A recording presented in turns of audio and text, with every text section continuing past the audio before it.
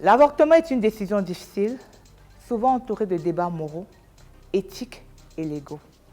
Mais au-delà des aspects visibles, quelles sont les implications spirituelles de cette décision? Comment cette expérience affecte-t-elle l'âme, le bien-être et la vie des personnes concernées? Que disent les différentes traditions spirituelles et religieuses à ce sujet? Les conséquences spirituelles de l'avortement, c'est le sujet que vont éclaircir nos invités aujourd'hui. Mesdames et messieurs, bon dimanche et bienvenue à l'émission En toute sincérité avec le mentor Gaël. Émission qui décrit les faits sociaux en toute franchise et à cœur ouvert. Je suis Madame Ghislaine et je vous retrouve après le jingle. Et une fois de plus, bon dimanche et bienvenue encore sur le plateau d'En toute sincérité avec le mentor Gaël. Aujourd'hui, nous allons parler d'un sujet très, je veux dire, j'ai même envie de dire crucial, parce que c'est un sujet très quotidien pour certains, que les gens entendent beaucoup parler, mais qui ne connaissent pas tous les méandres, tous les contours. Nous allons parler de l'avortement. Oui, nous connaissons tous les conséquences de l'avortement, les conséquences physiques, les conséquences biologiques, les conséquences visibles.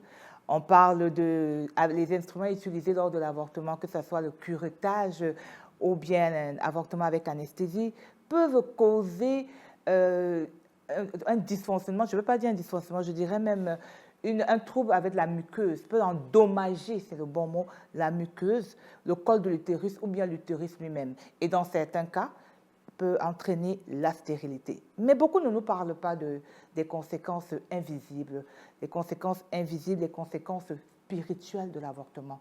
Aujourd'hui, avec ce plateau, nous sommes là pour vous parler des conséquences invisibles, des conséquences spirituelles de l'avortement. Merci. Mesdames et messieurs, bonjour encore.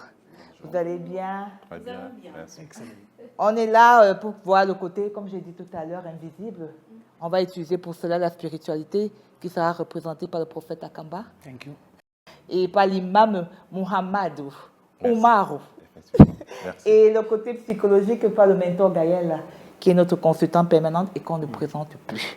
Est-ce qu'il y a quelque chose sur vos personnalités que vous aimeriez ajouter que je n'ai pas dit?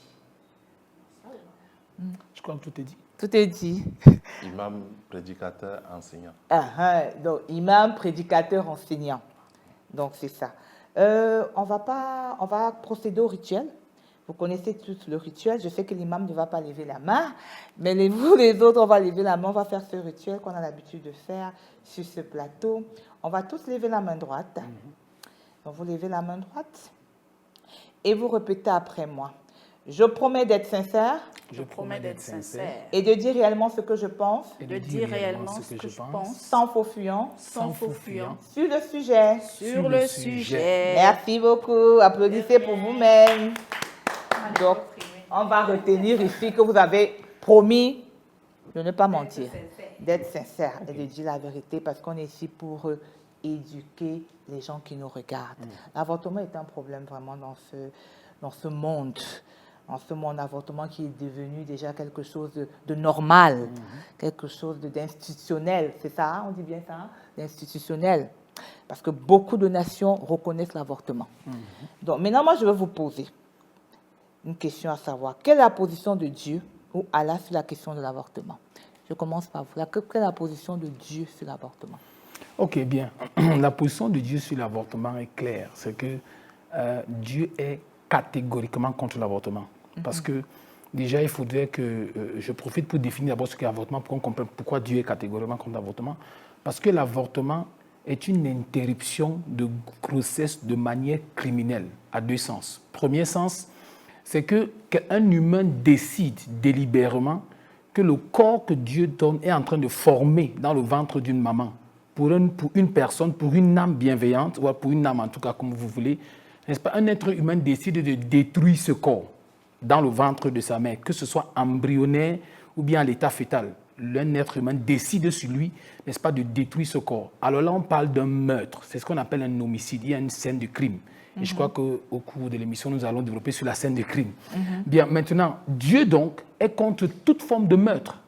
Et ici, ça, c'est un meurtre vraiment très crapuleux. Pourquoi? Parce que le concerné, celui qu'on tue, ne peut même pas se défendre.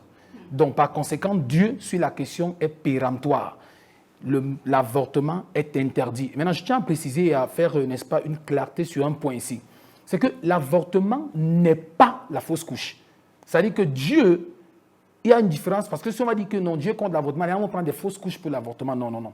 L'interruption volontaire avec des fins criminelles, j'insiste bien sur des fins criminelles. Pourquoi criminel? Criminel parce que quelqu'un décide de mettre fin à l'existence du corps d'une autre personne. C'est pour ça que c'est criminel. Et ici, c'est différent de la fausse couche qui est un accident survenu dans le cours d'une grossesse, soit à l'état embryonnaire, soit à l'état fœtal. Et ici, à ce point, donc, Dieu dit clairement dans Exode chapitre 20, verset 13, Dieu dit « Tu ne tueras point péremptoire ». Maintenant, on peut développer sur tuer maintenant. Pourquoi l'avortement sur tu ne tueras point? Parce qu'il dit dans deux passages, le texte de Matthieu, le texte de Luc et le texte de Jérémie chapitre 1. Jérémie chapitre 1 dit ceci. Avant que tu ne sois formé dans les entrailles maternelles, je te connaissais. C'est-à-dire qu'avant que l'enfant... Et quand on parle d'enfant formé, on parle de l'état embryonnaire, pas l'état fœtal. Parce que l'état embryonnaire est un enfant qui n'est pas formé. Ici, on est encore au stade, n'est-ce pas, d'un embryon qui va, au cours du développement des myoses et des mitoses, va atteindre le fœtus. Donc, avant que l'enfant ne soit développé, pour qu'on ait la forme humaine dans le ventre du maman, Dieu dit qu'il connaissait déjà. Première des choses. Deuxième des choses, lorsqu'on est à l'état fœtal, on ne peut non plus encore avorter parce que Dieu dit, dans le texte de Matthieu et de Luc, les évangiles sont clairs, c'est que lorsque Marie, n'est-ce pas, est venue voir Élisabeth, Élisabeth était enceinte de 6 mois. Et la Bible dit que quand Marie a salué Élisabeth, l'enfant a tressailli dans le ventre. Ça veut dire que l'enfant a reconnu, écouté la salutation. Par conséquent, interrompre une grossesse parce qu'on parle de 5 à 6 mois selon les calculs théologiques, 5 à 6 mois, interrompre une grossesse qui est déjà à l'état fœtal, là c'est l'état fœtal, c'est tuer littéralement quelqu'un qui a même déjà des émotions. Et je vais vous étonner, même un embryon a des émotions. La preuve, il commande à sa mère qui veut manger le soir à minuit, vous vous souvenez très bien les mamans. Donc Dieu est péremptoire sur la question, l'avortement est strictement interdit. Ça c'est une farce. Maintenant je vais rapidement dire aussi ceci, c'est que Dieu aussi est contre une autre forme d'avortement qu'on n'en parle pas trop. Je sais que ce que je vais dire va vraiment choquer, mais il faut le dire, c'est un avortement. Il y a scène de crime aussi. Ce sont ce qu'on appelle des méthodes contraceptives. Ce sont des avortements. Oui. Parce qu'en fait, toutes les méthodes, tout médecin qui se respecte en tout cas, pas les médecins faux prophètes là, tout médecin qui se respecte vous dira qu'une méthode contraceptive a 2 buts. Première des choses, elle interrompt la nidation, c'est-à-dire lorsque les 2 gamètes sont déjà formés, elle interrompt parce que le corps du nouvel être se fixe dans le ventre de la maman. Première des choses. Ou deuxième des choses, elle empêche. Vous savez ce qu'on appelle la pilule du lendemain. C'est un crime crapuleux. Mais malheureusement, on met tous les affiches dans nos villes, pilule du lendemain. C'est un crime. Tous les gens qui mettent son doigt être arrêtés, on les met en prison. Ce sont des criminels. Maintenant, Dieu est contre de telles personnes. Maintenant, ces gens qui prennent la pilule du lendemain, qui prennent des méthodes contraceptives, sont aussi en train de commettre des avortements, sauf qu'on a masqué l'affaire. Mais est-ce que toutes les méthodes contraceptives sont abortives? Bon, maintenant... Le préservatif, le préservatif la pilule, merci beaucoup. Le préservatif et par exemple le stérilet. Le stérilet, lui, il est déjà abortif parce qu'en fait, lui, il empêche la nidation. Maintenant, les autres, comme par exemple, vous appelez ça comment, les injections qu'on fait là. Maintenant, ceux-ci, eux, ils sont même plus graves que l'avortement. Parce que ceci, en fait, c'est ce qu'on appelle la castration. Parce que ceci, le préservatif, Dieu a tué un homme dans la Bible qu'on appelle Onan. Parce qu'il faut préciser que la masturbation vient du mot onanie. On appelle ça l'onanisme dans le bon français. Et en fait, cet homme s'appelait Onan. Cet acte vient de cet homme. La Bible dit que Dieu l'a tué parce qu'il versait sa semence au sol. Le préservatif, c'est verser sa semence au sol. Bon, vraiment, il est strictement interdit à un chrétien. Quelqu'un qui craint Dieu, tu te prends un préservatif. Soit vous y allez, normalement, ou vous n'y allez pas. Hey, prophète, est-ce que vous êtes en train de dire bon? que on va y revenir. J'ai bien dit que j'allais choquer, je savais que j'allais Est-ce qu'on est en choquer. train de dire ici là qu'il n'y a aucune méthode contraceptive et on va se retrouver avec les 10, 20 Merci enfants? beaucoup. Et Dieu, il ne faut même pas verser sa semence hors du corps de la femme. je réponds. Première des choses, vous savez, Dieu, la plus grande intelligence de l'homme n'atteindrait pas la folie de Dieu. La Bible est claire dans le livre de Proverbes. Sachez que tout ce que nous pensons, Dieu avait déjà tout prévu. Est-ce que vous savez que Dieu a créé des méthodes contraceptives dans le corps de la femme et de l'homme? Je tiens à vous rappeler que la femme n'est pas H24, 7 sur 7 opérationnelle pour un rapport sexuel.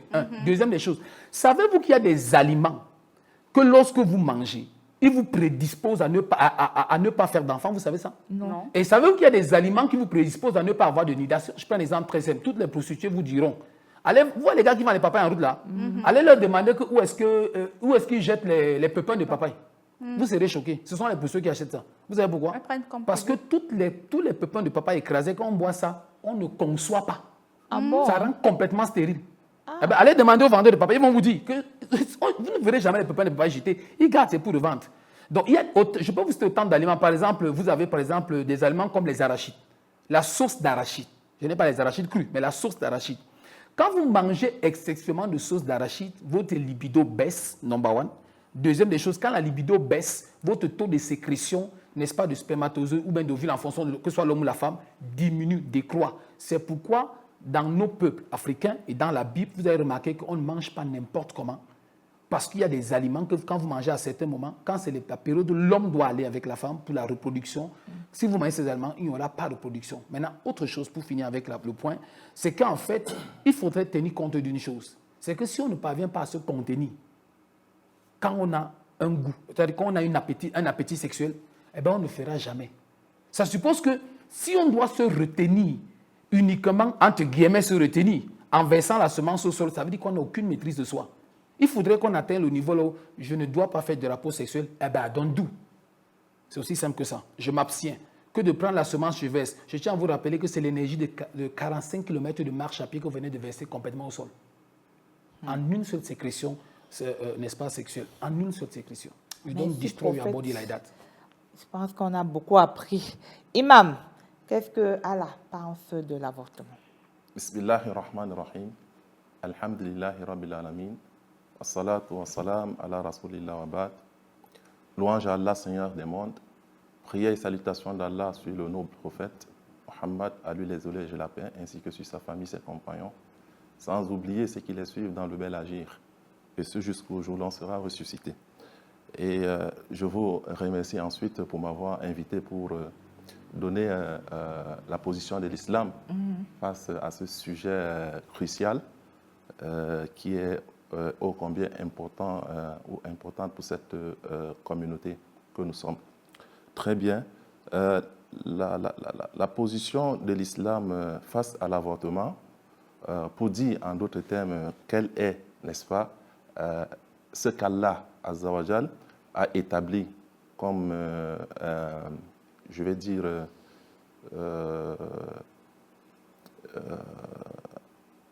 Interdit.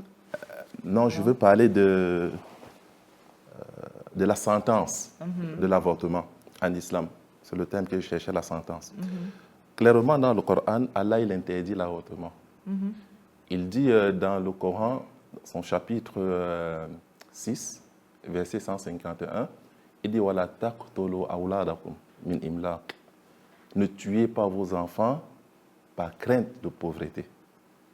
Il va répéter ce verset dans le chapitre 17, le voyage nocturne, dans son verset 31. Il dit « Wala taqtulu awladakum khashyatan min imlaq » Une fois de plus, ne tuez pas vos enfants par peur de pauvreté. Inna qatlahum kana khat'an kabira. Parce que ôter la vie à ces derniers auprès d'Allah est un péché manifeste. De ce point de vue, alors l'avortement est interdit à la base. Pourquoi? Parce que l'avortement, comme son nom le dit, l'interruption volontaire de grossesse, en abrégé IVG, est une interférence dans la volonté d'Allah qui a à lui seul le droit de la vie ou la mort. Comprenez-vous? Donc l'être humain, lui, il ne peut pas entrer dans ce jardin privé de son Seigneur qui est Allah subhanahu wa ta'ala. Ça, c'est à la base. Mais maintenant, il y a des cas où on va faire la balance entre le profit et le dommage. Parce que tout l'islam repose sur cette règle-là, le maslaha et le mafsada, le profit et le dommage. Maintenant, nous allons arriver, n'est-ce pas, sur ceux qui interprètent les textes de l'islam, qu'on appelle les ulama, les savants, qui seront, c'est-à-dire d'avis divergents à un certain niveau.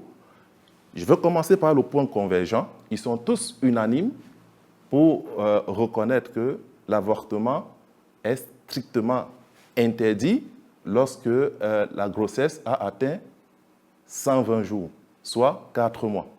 Pourquoi? Parce que dans le récit authentique, le prophète, à lui le salut et la paix, nous fait comprendre qu'à 120 jours, le fœtus a pris vie. C'est une âme. Et maintenant, interrompre cette âme-là constitue un crime, c'est un meurtre. Très bien. Mais cependant, ils sont divergents quand le fœtus n'a pas atteint 120 jours. 120 jours, 4 mois. Ici, il y a les avis divergents. Il y en a qui voient, n'est-ce pas, l'interruption volontaire, et il y en a qui ne voient pas l'interruption volontaire. L'imam Malik, dans son école, pour parler de l'école malikite, ils interdisent catégoriquement cela. Pourquoi? Parce qu'ils disent que c'est un processus. Parce que même si, avant 4 mois, il n'a pas encore pris l'âme, mais il est, c'est-à-dire dans une démarche. Donc, l'interrompre consiste à interrompre une vie. Donc, à cette étape-là, c'est une âme dans le devenir que tu as interrompu. Donc, ils ne font pas de différence ici. Voilà pourquoi il est bon de savoir que cela dont est interdit par l'islam à ce niveau, selon l'école malikite. Mais vous avez l'école hanbalite qui l'autorise avant les 4 mois. Vous avez l'école shafiite également qui autorise cela avant cette période-là, mais sous l'appréciation de l'homme, le mari, la discrétion du mari et non la femme. Mais maintenant, il y a un cas aussi à tenir en considération qu'il ne faut pas ignorer. Même si ça atteint 120 jours, il y a une possibilité encore d'interrompre ici. Parce que j'ai dit, l'islam, si vous vous rappelez, tient compte des profits et des dommages. Si un médecin avéré déclare que le fœtus que la femme porte dans son ventre, dans sa matrice, est susceptible, n'est-ce pas, de causer préjudice à sa vie ou à sa santé physique ou mentale, l'islam autorise, n'est-ce pas, d'interrompre ce fœtus. Pourquoi? Parce que ça, c'est une vie supposée, le fœtus. Alors que la maman, c'est une vie réelle. Donc, on va faire le rapport entre les deux. On préfère supprimer la vie supposée pour préserver, c'est-à-dire une vie qui est réelle, qui est celle de la maman. Donc, voilà en quelque sorte la vie de l'islam et on pourra y revenir pour certains détails. Voilà. Merci, Imam. Et ça m'amène à vous poser une question, justement. Quand on est dans ce cas-là, qu'est-ce que la Bible pense? C'est-à-dire, on est dans un cas où les médecins disent qu'il faut interrompre la grossesse parce que ça, pour des problèmes de santé, que ça pourrait causer à la mère. Okay. Qu'est-ce que la Bible pense de ça? Bien, première des choses, c'est que... Parce qu'on est dans une interruption volontaire ici. Bien sûr. Première des choses que je voulais dire que les médecins qu'on a aujourd'hui, peu sont honnêtes. Le pire, c'est en Afrique. C'est qu'on a des médecins qui ne cherchent que l'argent. Il faut que je le dise, c'est clair. Ça ne veut pas dire qu'il y a des très bons médecins. J'en connais très bons médecins. Le point, c'est que quand un médecin vous dit que la vie de la mère est en danger, c'est dans quel cas? Moi, je vais citer des cas. Il faut qu'on pointe du doigt. Il ne faut pas qu'on parle de manière abstraite. La vie de la maman est en danger parce que c'est une grossesse extra-utérine. Oui. One. First of all, une grossesse extra-utérine elle-même finira par sortir. Demandez à tout médecin qui se respecte. J'en arrive. Je sais là où je connais là où je savais là où vous allez arriver.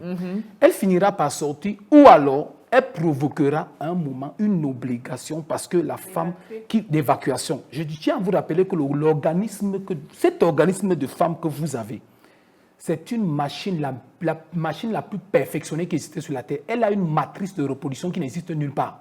Non, maintenant, dans ce cas... Je vous interromps pas. Oui. Une grossesse extra. Oui. C'est une grossesse où l'œuf est situé dans les trompes. C'est bien ça, non? Exact. Et ça se développe. Oui. Ça ne descend pas au niveau de l'utérus. Oui. Oui. Mais elle grossit. Oui. Donc ça veut dire que si on laisse, oui, la trompe est éclatée. Merci et beaucoup. c'est pour ça justement que les médecins veulent une évacuation rapide. Et j'aime vraiment votre question. Oui, il est en train de dire que la nature est réglée. Oh, c'est comme la contraction, non? Merci beaucoup. Tu vas accoucher, tu montes, tu descends.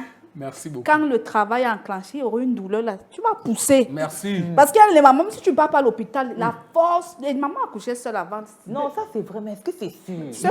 Bon, je ne suis pas docteur, mais... S'il te plaît, mais je voulais dire quelque chose. Dans ta question se trouve la réponse. Et j'ai dit au départ que les médecins diront, vous savez pourquoi? Tu as bien dit. Si ça suppose qu'il y a un pourcentage partagé, ça veut dire qu'il y a des cas où on suppose que ça reste longtemps, ça va créer des dommages. C'est une possibilité qui est vraie, qui s'avère. Il faut qu'on soit clair. Le problème, c'est qu'on ne vous montre que le côté que si ça reste, ça va être grave. On refuse de vous faire croire. Et on refuse de vous dire le côté qui est d'abord vrai. C'est que le corps lui-même expulsera. C'est ce qu'on... Le point, c'est qu'on vous a conditionné à croire que le corps ne peut pas expulser. Par exemple, une dame doit accoucher. Elle a des contractions, ça fait très mal. Vraiment, je ne peux jamais imaginer ce qu'une femme a comme contraction.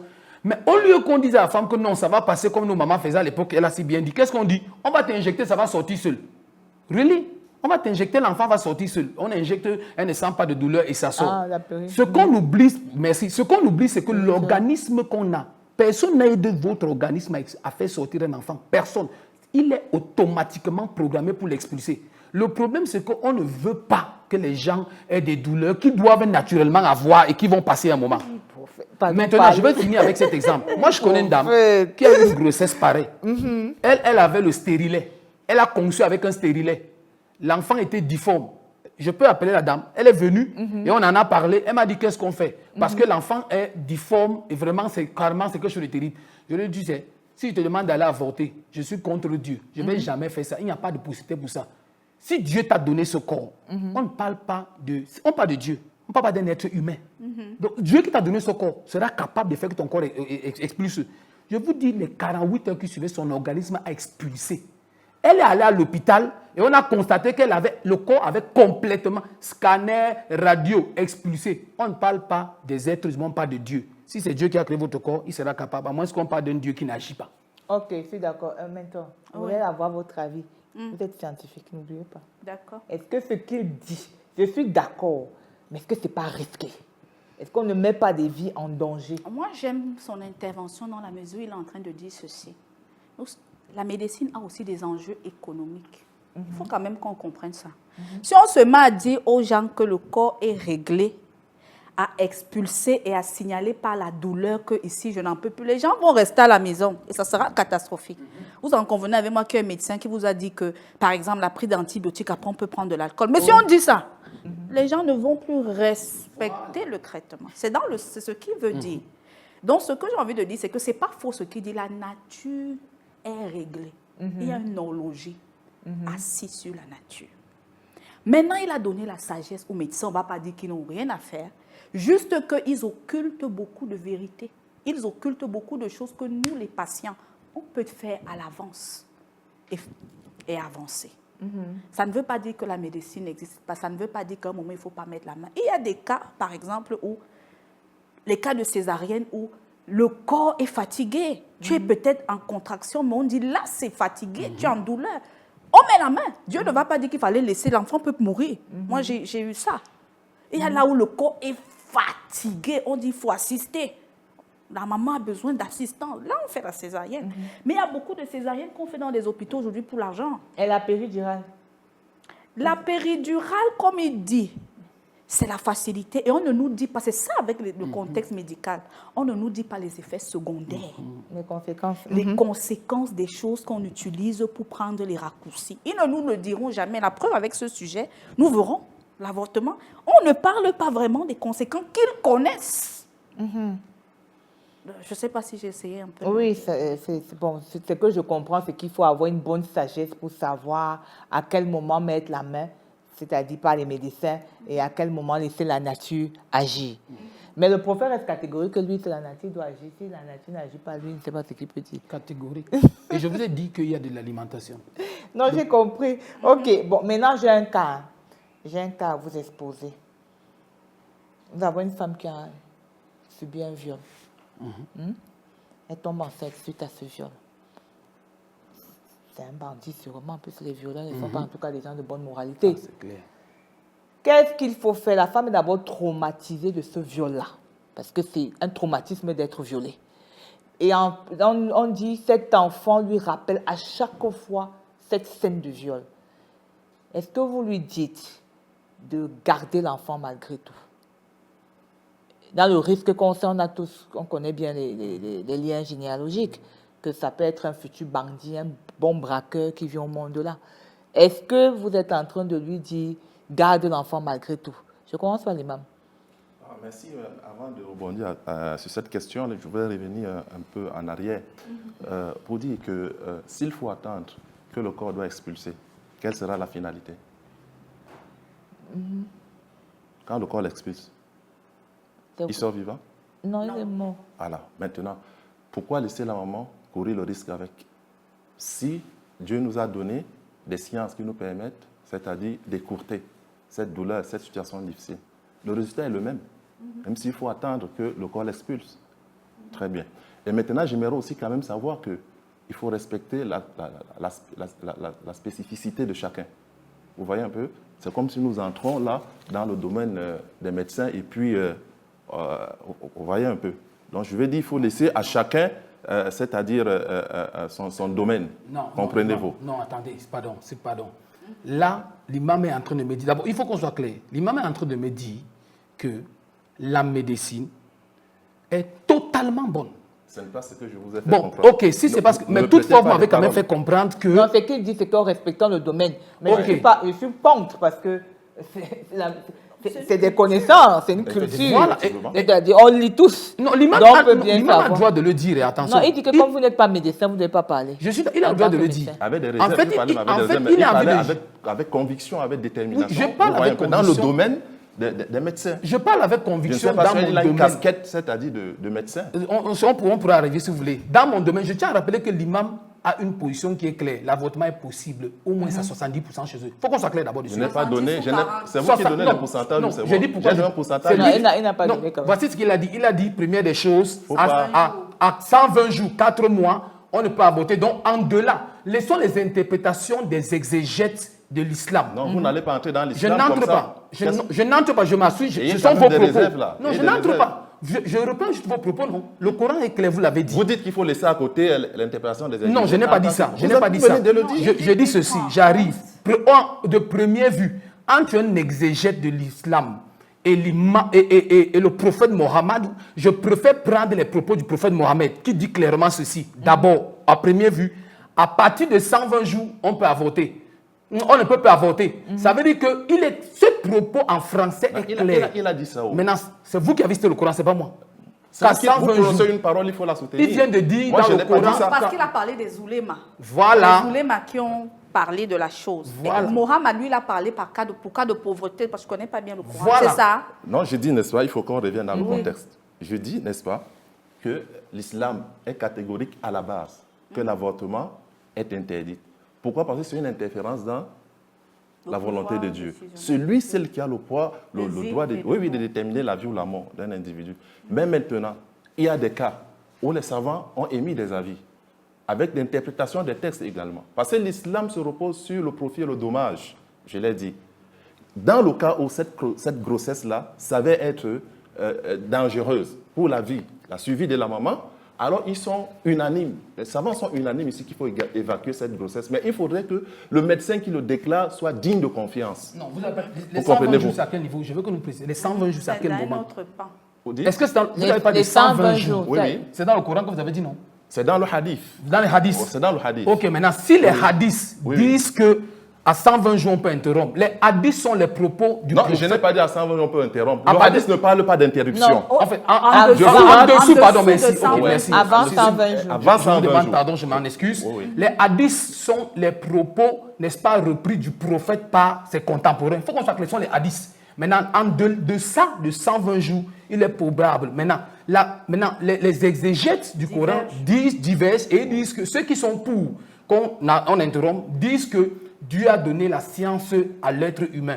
Mais attendez, on parle des propos de Dieu au prophète ou alors on parle d'un raisonnement humain. On accepte quoi? Il faut qu'on choisisse ce qu'on va choisir.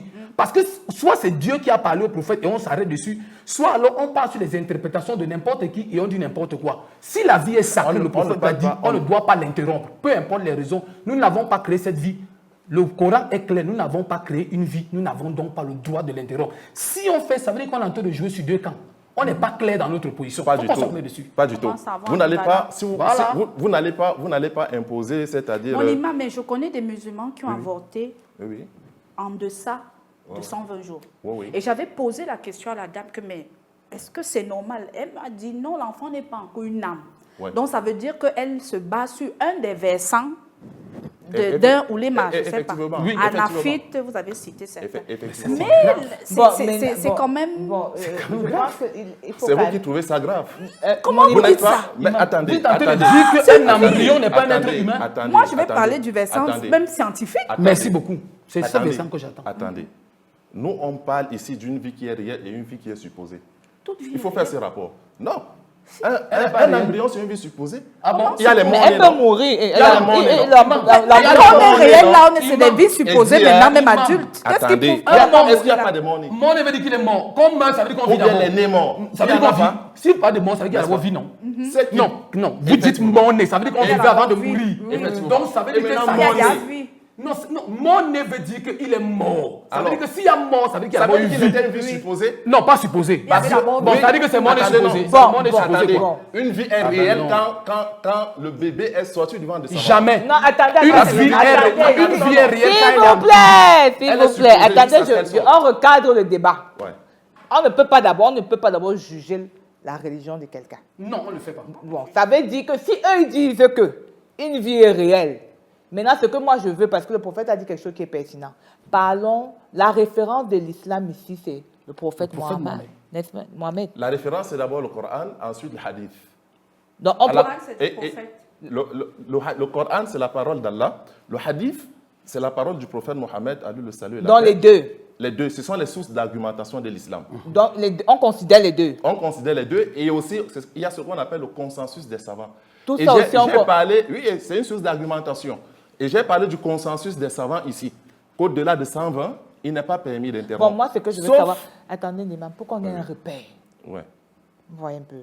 Parce qu'on a aussi les saints Thomas, saints ceci, on ne tient pas trop compte de ce qu'ils ont dit.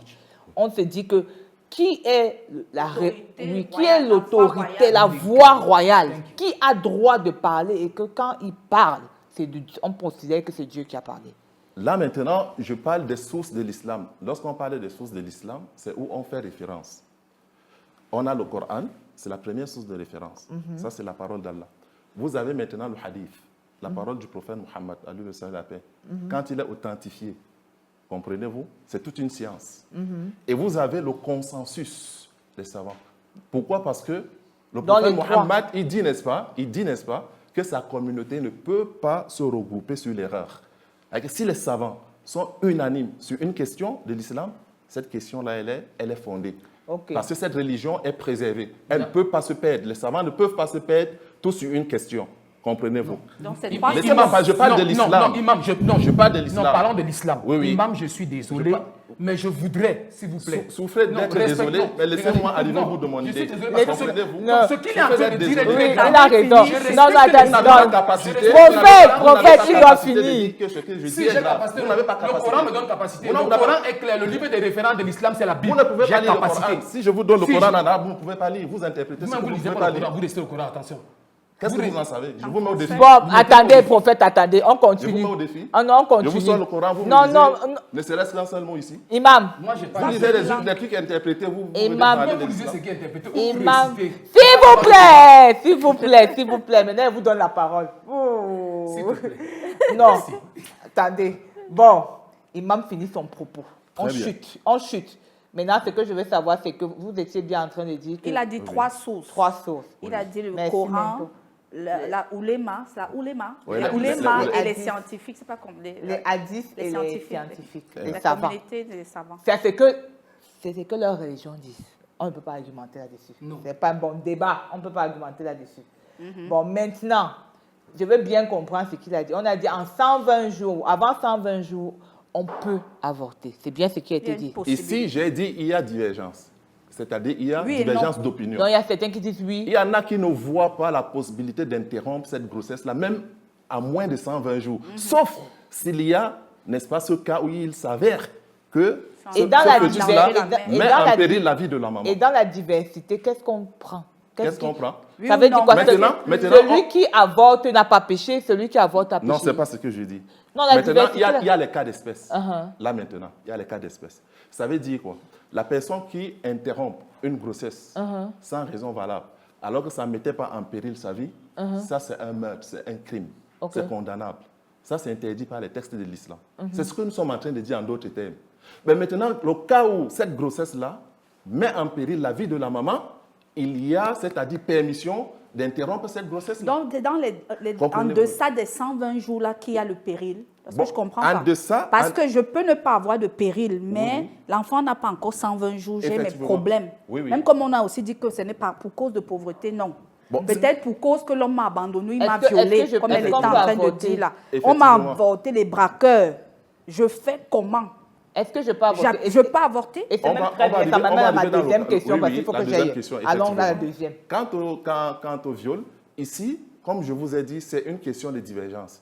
Il y en a qui ont vu que l'imam Malik, l'école de l'imam Malik, les Malikites, Non, et ils ne imam, voient pas... imam, je pointe. Non, je ne vais pas... Il y a eu viol. Oui, oui. Qu'est-ce qu'on fait? Pardon. Elle vient vous voir. Le Coran dit quoi? Je suis...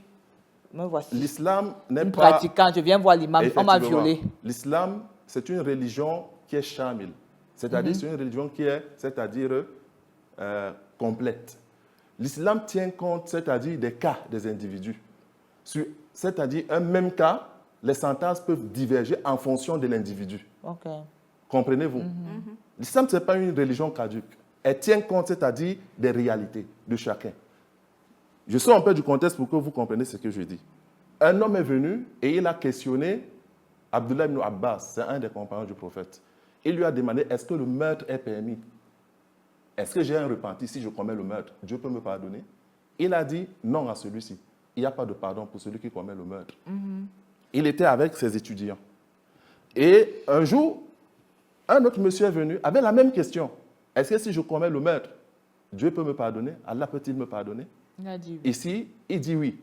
Mais ses étudiants, après, ils lui ont dit, mais la même question t'a été posée avant, ce n'était pas ça ta réponse. Il dit oui, parce que celui qui est venu en premier, qui m'a demandé s'il y avait possibilité, s'il y a un repenti possible, je lui ai dit non, parce que celui-là, il n'avait pas encore posé l'acte. Il venait pour s'assurer que s'il y a possibilité d'avoir le repenti, il peut commettre son forfait. C'est pourquoi j'ai dit il n'a pas de repentir. Et celui-ci, je lui ai dit c'est possible parce qu'il avait déjà commis l'acte. Et Dieu est accueillant au repentant. Comprenez-vous? Donc l'islam tient compte des cas de manière Des détachée. cas. Comprenez-vous? Maintenant, celle-ci qui vient à moi, qui a subi un viol. Et durant ce viol-là, elle a conçu. Qu'est-ce que je peux lui dire? Celle-ci, il faut d'abord être... Le dirigeant religieux de l'islam doit d'abord être un bon psychologue. Comprenez-vous? Il faut d'abord comprendre celle-ci. Maintenant, en fonction de sa position, je vais lui donner une orientation qui cadre, c'est-à-dire à ses émotions. Comprenez-vous? Ça veut dire que si elle Ça ne peut veut pas dire- enlever, on lui dit qu'elle si elle ne peut pas garder. Si elle ne peut pas garder, elle a son choix de ne pas garder. Et elle peut Compre- enlever. Elle peut enlever. Tant Si- qu'elle n'est pas dans les 120 jours, même si elle dépasse. Effectivement, si elle n'a pas atteint les 120 jours, elle a, c'est-à-dire le C'est choix libre arbitre. d'interrompre, libre arbitre, comprenez-vous? Très bien. Mais maintenant, elle peut tenir compte d'autres choses encore. Par exemple, c'est une femme qui est chaste et qui ne s'est pas encore mariée. Elle a subi ce viol-là. Personne n'est au courant. Et maintenant, elle va sortir avec une grossesse. On sait qu'elle n'est pas mariée. Il y a son honneur et sa réputation aussi. Elle peut voir tout ça. Comprenez-vous? Et maintenant, ça peut être une personne peut-être qui, depuis longtemps, cherchait à faire un enfant. Elle ne trouvait pas. Et un jour, elle Et la circonstance là arrive. Voilà. Elle trouve qu'elle peut garder parce qu'elle cherchait d'ailleurs un enfant depuis, elle n'en trouvait pas. Je ne veux pas lui demander d'aller avorter. Elle doit garder cet enfant-là. Ok. Donc, on tient compte des cas. De l'individu. Et de l'individu et des circonstances. Donc, il n'y a pas une sentence tranchée comme ça et qu'il n'y a pas, c'est-à-dire Ok, d'autre ouverture. c'est bon, bien suivi. Prophète, Yes. dans ce genre de Le cas, on fait prophète quoi? d'abord me dit à la Non, messe on sur le- revient Bien, plus là-bas. non, je ne vais même pas revenir. Oui, Je dans connais ce déjà genre la de- position dont j'ai tout compris. La Bible est claire. Exode chapitre 21, versets 22 à 25. C'est une référence biblique claire. Les deux cas sont évoqués. Premier cas où on viole littéralement la femme. Deuxième cas où on constate qu'une femme est enceinte alors qu'on ne sait pas ce qui s'est passé. Et elle dit qu'on a couché avec elle dans les champs. Les deux cas, la Bible dit ceci. Le premier cas, il s'avère que la femme est fiancée et on a couché avec elle par le coup de la force. La Bible est claire dans les deux cas. Elle n'avorte pas. Je vais m'expliquer maintenant. Parce que, première des choses, l'enfant que vous avortez, vous voulez lui tenir cet enfant coupable de l'acte qui a été posé par un homme. Il est innocent. Qu'est-ce qu'il a? Où est son problème? Je tiens à vous rappeler que dans les rapports sexuels normaux dans un couple, il n'y a pas toujours d'enfant. Donc vous n'allez pas dire que parce qu'il y a eu viol, il y a eu enfant. Faites très attention. Vous tentez d'imputer un péché à un enfant qui n'a pas commis. Pourquoi vous le tuez pour un crime que son Qu'il père ne a connaît commis? pas. C'est comme si le papa de quelqu'un d'un enfant, votre père va dehors et il va voler, il va commettre un crime et on vient vous arrêter, vous allez en prison, vous allez à la potence. Où est votre crime à l'intérieur? Maintenant, le problème ici dans votre question, c'est un problème de déséquilibre psychologique et un problème d'impact spirituel, comme vous l'avez dit. L'impact spirituel n'est pas sur l'enfant et le problème psychologique n'est pas sur l'enfant. L'impact spirituel et psychologique vont aller sur l'enfant au cas où la mère n'est pas guérie. Le mentor Gaël va vous en dire plus. Lorsqu'on n'est pas guéri, on transmet nos blessures à nos enfants depuis le sein maternel. Je suis guéri, comment on vient de me violer? Merci. J'ai eu le temps de guérir. Non, quand je dis guéri, c'est-à-dire quoi? C'est-à-dire qu'il faut faire la part des choses. La part des choses, c'est que l'enfant que je porte ne m'a pas violé. Number one. Ce n'est pas l'enfant qui m'a violé. Il faut qu'on soit clair. Son père. C'est ce brigand qui est venu Qui est me son violer. père. Mais qui est ne son connaît père? même pas. Et j'ai sa L'enfant semence. connaît le père Je tiens à là. vous rappeler que parfois... Dans le fait même que j'ai sa semence, je veux vomir. Je tiens à vous rappeler que parfois les hommes et les femmes qu'on a épousés, leur père et leurs parents étaient le marabout du village, c'est la sorcière du village qui a mangé tous les enfants au village. Qu'est-ce que vous faites? Vous chassez votre femme. C'est ça. La femme que j'ai épousée, par exemple, son père ou sa mère était la sorcière du village. Ou bien la femme qui m'a épousée, prenons le cas, la femme qui m'a épousée, mon père à moi était sorcier, vampire, tuait les gens au village. La femme là, mon divorce parce qu'elle constate que mon père était sorcier. Je meurs où? Non, on va parler comme au quartier. Bon, maintenant, je veux savoir. Maintenant, ce qu'il faut La faire. Bible n'a pas un côté psychologique. Parce qu'on voit que le La Coran Bible a... tellement un côté psychologique. La Bible gère comment La ça? Bible gère ceci. Première des choses, c'est que la Bible déclare que le monsieur qui a commis ce péché, d'abord, c'est là où vous entendez le fameux commandement de œil pour œil, dent pour dent. C'est à cause de ça. Maintenant, dans la loi mosaïque, il était question de lapider ce monsieur. On le doit le lapider. Parce qu'il a commis un Mais crime. ça, c'est la justice. J'arrive. Ce n'est pas la psychologie, Non, c'est attends, pas mon état. J'arrive. Maintenant, vous savez que en psychologie, excusez-moi, des déformations professionnelles, je suis enseignant à la base. En psychologie, parfois, lorsque vous avez un point contre quelqu'un, on dit écrivez le nom de la personne et commencez à piquer le couteau dessus pour guérir. La question, c'est où est le lien entre le couteau que vous piquez sur le nom, mais sur le dessin que vous avez fait et la personne.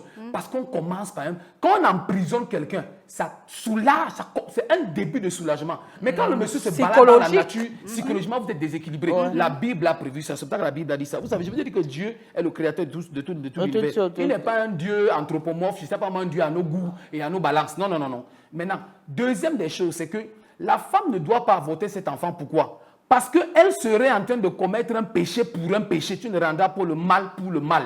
La Bible est claire dessus. Elle est en train de rendre le mal pour le mal. Même pas la personne qui a fait. Un innocent. Ce qu'on fait donc dans ce cas, psychologiquement aussi, c'est que cet enfant dans la Bible n'a pas... Vous savez à qui il va appartenir?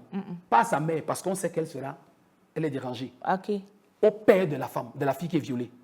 C'est-à-dire que Pourquoi? Parce qu'il faudrait que la femme vive sa vie normale sans que cet enfant détruise sa vie jusqu'au jour où elle guérit. Si elle ne guérit pas, ou bien si elle veut guérir, c'est à elle de décider si cet enfant lui appartient. Donc, dès qu'elle accouche, elle donne à son père. Exactement. Et ce père est mort. Quand on dit père de la fille, n'est-ce pas? Il ne s'agit pas du père géniteur. C'est ce qu'on appelle le responsable de famille, le chef de famille. Ça veut dire que lorsque c'est le cas, dans tous les cas, dans une famille, Il y a toujours une figure d'autorité. il y a ce qu'on appelle celui qui a le droit de rachat sur la figure d'autorité. Maintenant, nous avons tellement modernisé les choses que même la Bible même est claire. Je ne veux pas prendre la Bible, prendre le cas moderne parce que c'est dans la Bible, je peux prendre ça. C'est qu'on a ce qu'on appelle, et moi je le dis clairement à mon dos vision, s'il vous plaît, si vous avortez, vous voulez avorter, venez donner à prophète Akamba. Non, je suis sérieux. Au lieu d'avorter ce bébé, venez me donner. Au lieu de le jeter parce qu'on vous a violé, venez. J'ai des cas de jeunes filles chez moi qui ont été violées. Je traite des cas de dames. Je sais de quoi je parle quand je parle de ce sujet. J'ai aimé ce sujet parce que j'ai des cas de personnes qui ont subi ça et dont les enfants ont subi ça et que j'ai, qui sont psychologiquement stables aujourd'hui. J'avais des filles qui ont refusé, des femmes qui ont refusé qu'elles ne se marient pas à cause d'un viol et elles ont un enfant. Il a fallu que ces personnes guérissent. On a pris du processus pour faire ce travail en tant que pasteur. Donc, pour vous dire qu'en fait, l'enfant ne va donc pas être imputé à la mère. L'enfant restera la propriété de la famille. Dans la Bible, si elle avorte et elle va donner un orphelinat, c'est pas mauvais. Si elle prend l'enfant et pas donner un orphelinat, Oui, elle a violé de la couche, pardon. si elle accouche pas donner un orphelinat, c'est ce que je dis, c'est pas mauvais. Ok, C'est pour ça que j'ai dit que venez me donner, moi j'ai. Merci, prophète. Maintenant, Oui, il reprend Madame encore Gisèle. le scientifique ici. Oui, je vous ai J'ai dit. mal. Je déteste le père là. Je déteste ce violeur. Quand je le vois, je le hais. Je ne supporte pas sa sémence en moi. Je suis traumatisée. Je sors déjà, je viens déjà, j'ai déjà mes blessures antérieures. J'arrive pas à gérer cette grossesse. Je vais être dans le cas où j'arrive pas à gérer la grossesse. Donc, je prie. vous voulez l'avis du psychologue. Du psychologue, qu'est-ce que je fais? Je n'arrive pas, je suis dans l'incapacité de gérer. J'ai bien écouté ce que le prophète a dit. Je suis allée consulter des prêtres, des imams, tout ce que vous voulez. Je n'arrive pas.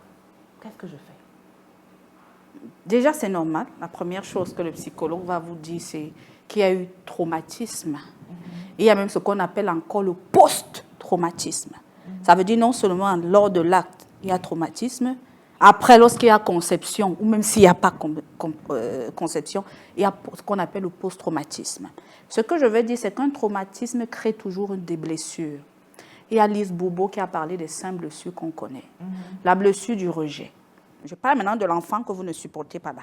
Dès que vous commencez à penser dans votre cerveau, je ne le supporte pas, je ne supporte pas son père, la scène que j'ai vécue est une scène de crime, comme il a dit, l'enfant ressent immédiatement parce que l'enfant est une âme vivante. On le dit en neuroanatomie et en neurophysiologie. À partir du 21e jour et même un peu avant, parce qu'il a dit quelque chose, il y a l'âme supposée. Ça veut dire quoi? Il y a les souches, le potentiel d'âme avant qu'il y ait l'âme. Et le potentiel de quelqu'un, c'est quelqu'un. Ça veut dire quoi? Ça veut dire que lorsque une femme conçoit déjà, à l'instant, il y a rencontre des gamètes. Il y a le souffle de Dieu ou le souffle d'Allah qui fusionne. Il dit qu'il n'y a pas. Quand je le dis, c'est pour dire quoi? L'enfant commence à avoir des émotions. Il y a une vie en vous, votre corps change. Il y a les femmes que quand elles sont enceintes, le même jour, le nez gonfle. Je dis le même jour, les parents d'avant qui ont l'œil va te dire que tu es enceinte. Tu dis que comment? Tu as fait de coucher là. Il fait comment pour savoir ça? Parce qu'automatiquement, votre corps émet des signaux. Votre soma, ce qu'on appelle le corps le soma, émet des signaux d'une présence en vous. Ça veut dire donc que lorsque vous pensez d'y évacuer cet enfant, il se sent rejeté. C'est la blessure du rejet. Lorsque vous pensez, d'autres ont dit qu'il faut envoyer chez l'oncle, l'autre ont dit qu'il faut envoyer dans un centre d'adoption, c'est beaucoup mieux, mais c'est la blessure d'abandon. L'enfant se sent abandonné. Il y a maintenant la blessure d'humiliation. L'enfant ressent qu'il vous a fait honte.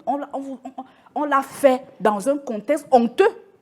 L'enfant, je vous cite d'abord pour vous dire ce que vous ressentez. Je comprends. Non, on ne peut ne pas parce que c'est un être humain, ce n'est pas un objet. Le psychologue tient compte de ça, ce n'est pas un objet. Oui, vous êtes une âme, vous êtes un être humain. Je vous dis que l'enfant que vous portez est aussi un être humain dont je tiens. J'ai 2 personnes en face de moi. Une personne qui ne parle pas avec votre langage, mais qui a un autre langage. Et je lui parle aussi, je dis, il est blessé comme vous, j'ai parlé de la blessure du rejet, la blessure de l'abandon, la blessure d'humiliation, la blessure de trahison. Pourquoi? Le corps de la femme est censé donner la vie. Mais on a rendu les ventres des femmes des cimetières. C'est une trahison. Blessure d'injustice, il a parlé, l'enfant n'a rien fait. Vous voyez les 5 blessures du cas de votre enfant là. Mais la Bible dit que... Vous avez dit qu'on ne parle pas de Bible, on est dans la psychologie, non? On dit que même Dieu juge les gens. On dit que Dieu met les péchés des parents sur les enfants, non? Dieu, c'est jusqu'à Dieu. La 4e génération. Dieu même, c'est Dieu. Nous, on n'est pas Dieu. Non, On n'est pas Dieu. Ça, c'est un autre contexte. Et nous ne contexte. sommes pas Dieu. À Dieu appartient le jugement. Nous sommes des êtres humains. Maintenant, vous aussi, je vous comprends. Je ne vais pas vous condamner. Parce que tout le monde veut faire un enfant dans un foyer d'amour. Tout le monde veut faire un enfant dans le consentement. Tout le monde veut faire un enfant dans l'acceptation. Le conjoint doit t'accompagner. Il y a des femmes que rien que parce qu'elle est enceinte, le monsieur ne l'accompagne pas, il est traumatisé. Oui, il ne reconnaît pas l'enfant, il abandonne. Ce que je vais dire à cette femme, c'est que avorter n'est pas la solution parce que les gens pensent souvent que dès qu'on évacue, je suis libérée, j'ai lavé mon honneur, j'ai lavé ma réputation. Sauf qu'il y a ce qu'on appelle la mémoire générative dans le corps. Votre corps a enregistré que vous avez interrompu un processus de vie. Parce que dès que vous êtes enceinte, la première chose qui se passe, c'est qu'il y a des sécrétions d'hormones particulières de grossesse. C'est un peu comme si l'eau la prend coupable. Ça crée un dysfonctionnement du corps que vous ne connaissez pas. C'est pour ça que vous allez voir des femmes après l'avortement, elles se mettent à être addictives à l'alcool, à la drogue. Elles se mettent à détester les hommes. Elle ne saura même pas forcément d'où ça vient. Pourtant, ça vient de cette vie qui a été évacuée. Donc, je vais dire à la personne, tuer l'enfant n'est pas la solution. Vous êtes encore dans une autre sorte d'engrenage. Donc, il faudrait, dans ce genre de cas... Il faudrait qu'on vous rassure. Suivre. La vie est le meilleur choix. Parce que nous vivons tous ici pour être aimés. L'amour est la vie est l'amour. Lorsque vous choisissez la vie, je vous assure, vous avez les meilleurs résultats. Et je vais même vous choquer. On dit en psychologie qu'une femme qui est enceinte et qui mène à terme sa grossesse, est en train de favoriser son équilibre psychologique. Peut-être qu'on ne nous dit pas ça à l'hôpital, mais c'est vrai. Ah bon, hein? Oui. La nature, j'ai aimé ce qu'il a dit, la nature qu'on voit là, il faut faire très attention. Ok, bon, on va passer à la troisième question. Je pense que tous les points de vue ont été retenus. On va passer à la troisième question qui dit si une femme qui avorte... Non, il y a certaines femmes, il y a plusieurs femmes, des femmes qui avortent, hein, comme vraiment, comme on fait les bébés crevettes, c'est-à-dire tout le temps elles sont en train d'avorter. Et elles continuent à concevoir. Pendant ce temps, on a une femme, le seul jour où elle a avorté, elle est frappée de stérilité. On a vu que la stérilité, c'est une conséquence de l'avortement. Est-ce que c'est le jugement de Allah ou bien le jugement de Dieu? Ou bien, je ne sais pas. Comment vous expliquez? Est-ce que scientifiquement ça s'explique ou bien psychologiquement ça s'explique? Imam, on commence par vous. Très bien. Pourquoi celle-ci, qui a connu plusieurs avortements, continue à concevoir et donner naissance, contrairement à celle-ci qui n'a avorté qu'une seule fois et puis victime de la stérilité. Très bien. Vous savez, chez nous, on dit que Allah, déjà c'est lui-même qui le dit dans le Coran, il dit « Inna khalaqna kulla shay'in biqadar » Nous avons créé toutes choses avec mesure. Ça veut dire quoi? Je veux dire ici que Allah a déterminé pour chacun le nombre d'enfants qu'il aura. Comprenez-vous? Très bien. Donc, ça veut dire qu'il se peut que dans le premier cas, elle a, par exemple, elle a 5 enfants à donner naissance. Vous voyez?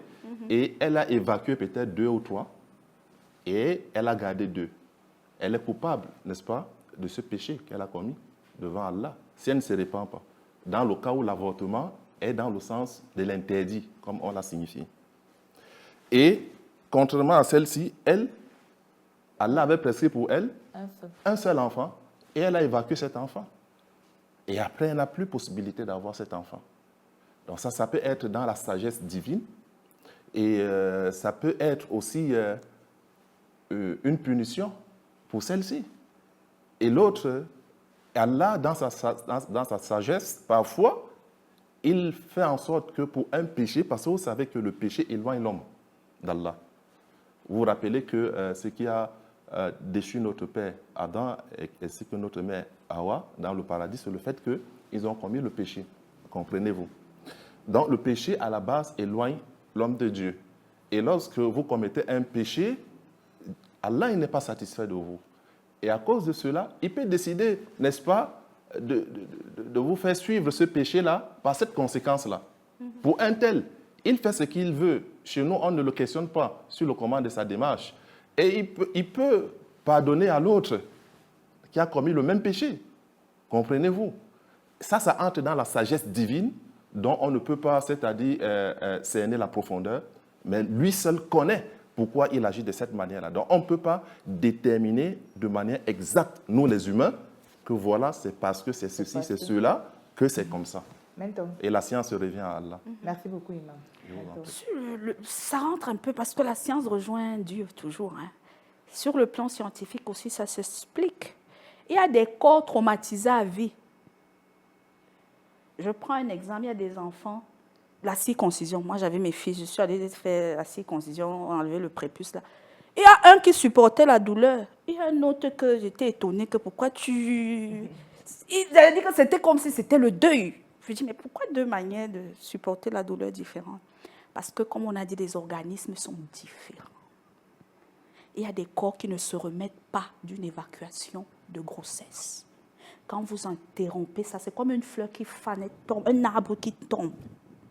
Il y a d'autres arbres, tu mets le premier coup de hache, il est là. Il se régénère même. Pourquoi? La science ne va pas expliquer. La science va expliquer ce qu'elle voit, c'est factuel. Mais comme je rejoins le côté spirituel pour dire que Dieu nous a fait de manière différente. Dieu nous a conçus de manière différente. Nos corps ne fonctionnent pas de la même façon. Et j'emboîte le pas, par exemple, pour dire que les avortements causent ce qu'on appelle... Les femmes qui ont déjà avorté ont plus de susceptibilité de développer le cancer du sein. Vous voyez comment le corps réagit parce que tu as bloqué une hormone de lactation. Toi, tu es seulement là qui est évacué. Tu as bloqué une hormone de lactation là. Ça fait que ça fait une nécrose. Ça fait un dysfonctionnement, ça te crée un cancer du sein. Après, tu as un sein coupé, tu ne comprends pas. La plupart des gens qui maîtrisent ce sujet vont demander, tu as fait combien d'avortements? Généralement, ça ne rate pas. Cancer du col de l'utérus. Donc, vous allez voir que toutes les zones sexuelles sont touchées après un avortement. Mais la médecine ne vous le dira pas. Et c'est normal parce que ça doit fonctionner, c'est les secrets du corps. Je ne sais pas si vous comprenez. Donc, j'ai envie de dire que c'est ça. C'est En fait. Merci beaucoup. Vraiment, je dis merci, mon mentor, parce que là, c'est très beau. C'est très beau et c'est ce qu'elle a dit, j'apprécie. Thank you so much. Et je rejoins l'imam clairement parce que répondre à cette question de manière péremptoire serait faire la sorcellerie comme les enfants disent au village. Ce serait entrer dans les secrets de Dieu. De dire pourquoi telle femme accouche et telle autre n'accouche pas. Répondre de manière péremptoire, vraiment, ce serait être très courageux. Nul ne peut expliquer le processus qui fait en sorte que telle femme accouche, telle autre pas. Personne ne peut l'expliquer. Ni pourquoi les jumeaux se créent. Vraiment, on ne peut pas. D'ailleurs, on ne peut même pas arriver à ce niveau.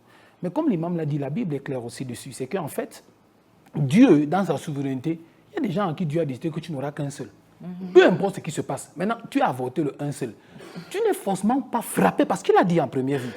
Tu n'es forcément pas frappé, mais c'est que c'est le seul que tu devais avoir. Et toi, tu ne savais pas. Tu ne savais pas. C'est une conséquence juste parce que tu as avorté ton seul enfant. Donc, c'est pour ça que Dieu dit pas prudent d'avorter, pas parce que vous ne savez pas ce que j'ai prévu. Voilà, exactement. Maintenant, le deuxième cas qu'il a dit, c'est que ça peut aussi être une frappe de Dieu. Mais quand est-ce que nous saurons que c'est une frappe? Quand est-ce que nous ne saurons pas? On ne sait pas. Que chacun de nous soit prudent.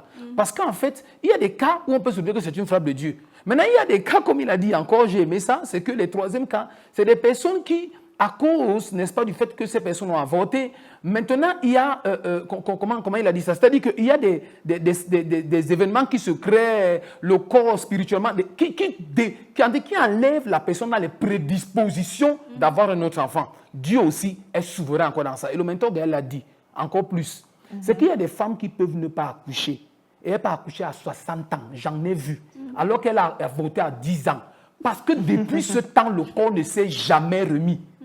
C'est-à-dire que le corps n'est jamais guéri physiologiquement. C'est-à-dire que de manière psychosomatique, le corps est encore traumatisé. Jusqu'à ce qu'il retrouve son équilibre à quel moment? Parce qu'à 18 ans, là, 9 ans, ça dépend du corps des femmes, là, on est dans les premiers caractères sexuels secondaires, d'autres corps se développent. Et parfois, la libido de cette époque-là revient qu'à 40 ans. C'est pour ça qu'à 40, 45, 50 ans, d'autres personnes retrouvent toute leur vigueur de jeunesse. Maintenant, quand son corps se remet, pas de nouvelles hormones, à 40 ans, la personne consomme à 45 ans. C'est un miracle. Parfois, des psychologues peuvent simplement vous dire, voici l'explication aussi simple que ça. Et tout ça corps a guéri. A guéri. Donc, tout ça relève des secrets de Dieu. Vraiment, on peut. Et je voudrais dire à nos sœurs, n'est-ce pas, qui sont dans des cas, que s'il vous plaît, arrêtez de vous mortifier. C'est-à-dire que ne dites pas que si j'ai fait ça, Dieu est en train de... Même si Dieu vous frappait, Dieu n'est pas aussi cruel. C'est juste parfois une conséquence qu'il faut que nous marchions avec. Parfois, c'est juste qu'il faut que nous puissions aller pleurer devant Dieu. Élisabeth n'avait pas d'enfant avec Sarah. Ces femmes, la Bible dit que Dieu les avait rendues stériles. Curieusement, elles n'ont jamais fait d'avortement. Elles sont mariées vierges. Dieu les a rendues stériles. Mais on ne comprend pas cette affaire. Mais dans la même souveraineté de Dieu, Dieu décide quand ces femmes sont déjà tellement vieilles, dans les 60 ans, qu'elles accouchent. On allait les accuser de quoi? Donc, c'est la souveraineté de Dieu. Donc, Dieu décide quand on accouche et quand on a... Il y a des femmes que je connais il y a des femmes qui mettent des stérilets, elles accouchent. Il y a des femmes qui font... Jusqu'à le bébé n'a avec le bébé sur la tête. Merci beaucoup. C'est comme ça. Je connais une femme qui a accouché avec le stérilet sur la tête. Le bébé stérilet. Je me demande, ça s'est passé comment? Donc, ça c'est la souveraineté de Dieu que vraiment nous laissons. On laisse Dieu continuer dans sa souveraineté. Donc, nous allons un peu résumer. On a dit que ce soit par aspiration ou par curettage, l'avortement n'est pas une bonne chose. N'est pas une bonne chose pour des raisons physiques que nous avons évoquées. N'est pas aussi une bonne chose, surtout, et c'est ce que j'ai voulu retenir aujourd'hui, on ne sait pas, dans la sagesse de Dieu, ce que Dieu a prévu pour chacune, on va parler des femmes, pour chacune d'entre nous. Donc, pour rester prudent, il est mieux de ne pas avorter, parce que pour un enfant que tu avortes et que tu n'auras plus jamais, ça peut entraîner une dépression. On a vu beaucoup de femmes qui dépriment. On a le mentor qui a dit que parfois, après des avortements, le corps ne se régénère pas comme il faut parce que le corps a subi un traumatisme. Et on a le prophète Akamba qui reste catégorique que Dieu, pour aucun moyen, quelle que soit la raison, n'est favorable à l'avortement. Et enfin, l'imam qui dit, ça dépend, les causes peuvent varier, mais la décision vient d'un imam ou bien d'un représentant d'Allah qui est en étroite ligne avec ce que Allah pense. On va vous prendre après 2 minutes pour la pause. Merci.